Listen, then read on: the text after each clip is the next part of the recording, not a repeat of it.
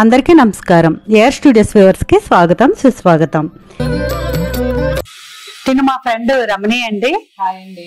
ఇప్పుడు మేము ఇద్దరం కలిసి తెలగపిండి మునగాకు కర్రీ మీకు చూపించబోతున్నాము ఎలా చేసుకోవాలి. ఎందుకంటే ఆషాఢ మాసంలో తెలగపిండి మునగ కర్రీ కంపల్సరీ తినాలండి. సో అందుకని మీ అందరికీ చూపించాలనుకుంటున్నాము. ఓకేనండి.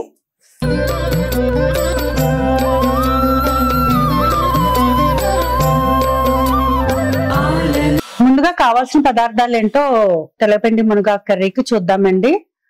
ఫస్ట్ గా తెలగపిండి కావాలండి. నెక్స్ట్ మునగాకు,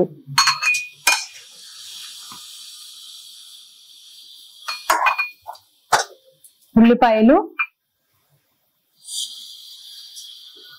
పచ్చిమిరకాయలు, వెల్లుల్లిపాయ, కరివేపాకు అండి, ఆవాలు, జీలకర్ర, ఎండుమిరపకాయలు, మినప్పప్పు, పచ్చెనగపప్పు. ముందుగా స్టవ్ వెలిగించుకుని ఆయిల్ వేసుకోవాలండి.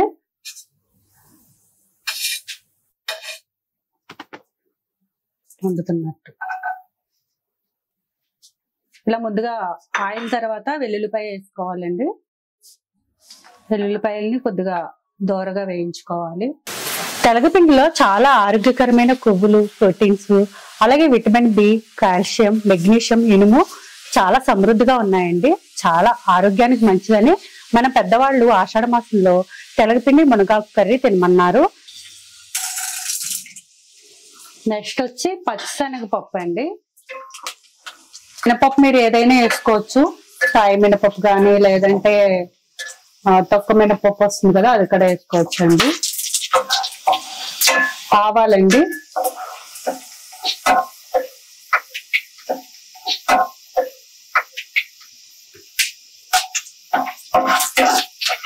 ఎండుమిరపకాయలు, పచ్చిమిరపకాయలు,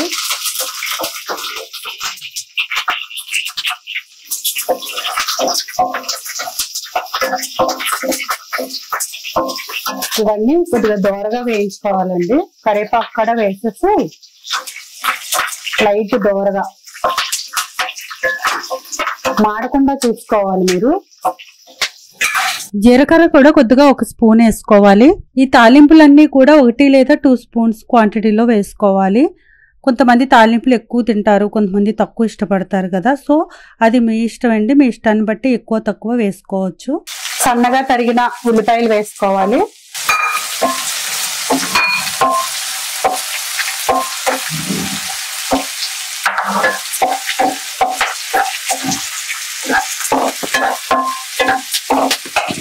ఫస్ట్ అండి కొద్దిగా అన్ని కూడా దోరగా వేగిన తర్వాత లైట్ బ్రౌనిష్ వచ్చాక ఉల్లిపాయలు మనం కొద్దిగా పసుపు వేసుకోవాలి. చిటికెడు పసుపు వేసుకుంటే చాలండి. నెక్స్ట్ వచ్చి మునగాకు,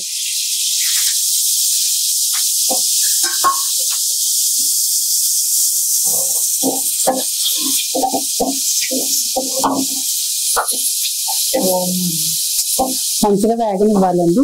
మునగాకు ఒక బౌల్ తెలగపిండికి 2 బౌల్స్ వాటర్ అండి. రెండు బౌల్స్ వాటర్ వేసుకోవాలి. ఫస్ట్ మనం వాటర్ వేసుకోవాలి.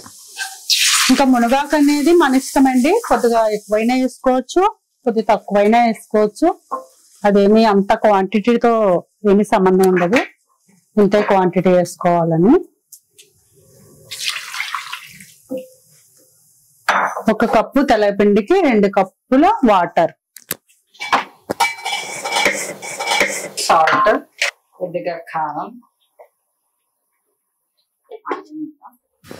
5 నిమిషాల్లో నీళ్లు మరుగుతాయండి.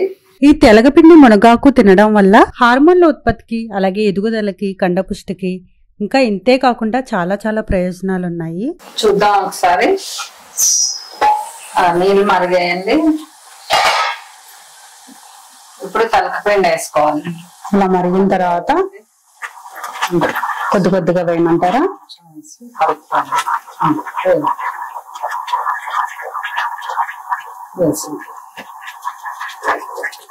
తెలగపిండికి మునగాకుకి వేడి చేసే గుణం ఉండడం వల్ల వేరే మాసాల్లో ఇవి తినడం వల్ల అధికంగా వేడి చేస్తుంది.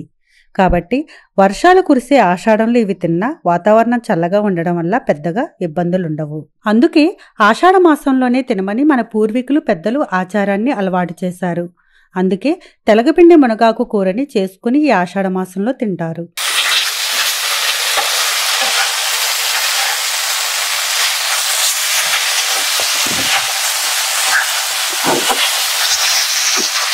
సూపర్ అండి, చాలా బాగున్నాయి. అన్ని కూడా సరిపోయినాయి. సాల్ట్ ఏంటి, కారం ఏంటి అన్ని కూడా చాలా చాలా బాగుంది. రమణి, మీకు టేస్ట్ ఉంది.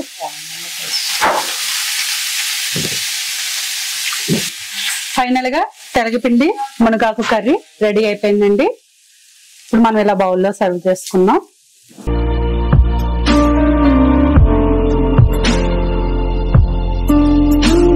వేడివేడి అన్నంలో తెలగపిండి మునగాకు కర్రీ, అందులో కొద్దిగా నెయ్యి వేసుకుని తింటే ఆ టేస్టే వేరండి. మీరు కూడా ఒకసారి ట్రై చేసేయండి.